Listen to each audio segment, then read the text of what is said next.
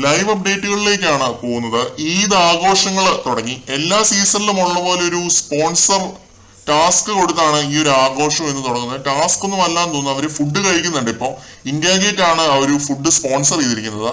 ലാലേട്ടന്റെ ആശംസകൾ പ്ലാസ്മ ടിവിയിൽ കാണിച്ചു. എല്ലാരും ഒരുങ്ങി നല്ല അടിപൊളി ഡ്രസ്സൊക്കെ ഇട്ട് നിൽക്കുകയാണ്. ഫാമിലിയുടെയും ആശംസകൾ ടിവിയിൽ കാണിച്ചു. പക്ഷെ ഈ ആഘോഷങ്ങൾക്കെല്ലാം ഇടയിലും ഒരാളുടെ മുഖത്ത് മാത്രം ഒരു സന്തോഷം എനിക്ക് കാണാൻ കഴിഞ്ഞില്ല.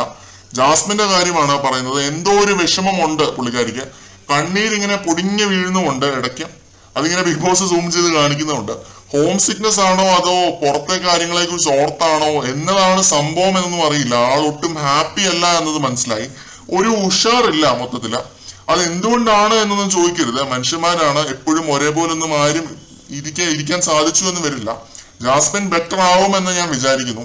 വീട്ടിൽ നിന്ന് ഡ്രസ്സ് അയക്കാത്തതാണോ ഇനി പ്രശ്നമെന്ന് നമുക്കറിയില്ല കേട്ടോ. കയ്യിലുണ്ടായിരുന്ന ഏതോ ഒരു ഡ്രസ്സാണ് ഇട്ടിരിക്കുന്നത് എന്ന് തോന്നുന്നു. ചിലപ്പോൾ അതും ആയിരിക്കാം, നമുക്കറിയില്ല. എന്തായാലും ഒരു ആഘോഷം എപ്പോഴും സന്തോഷം ഉള്ള ഒരു കാര്യമാണ്. അതിലിങ്ങനെ ഒരാൾ മാത്രം വിഷമിച്ചിരിക്കുന്നത് നമുക്കും വിഷമം ഉണ്ടാക്കുന്ന ഒരു കാര്യമാണ്. അത് കാണുന്ന സമയത്ത് ജാസ്മിൻ ഓക്കെ ആവുമെന്ന് പ്രതീക്ഷിക്കുന്നു.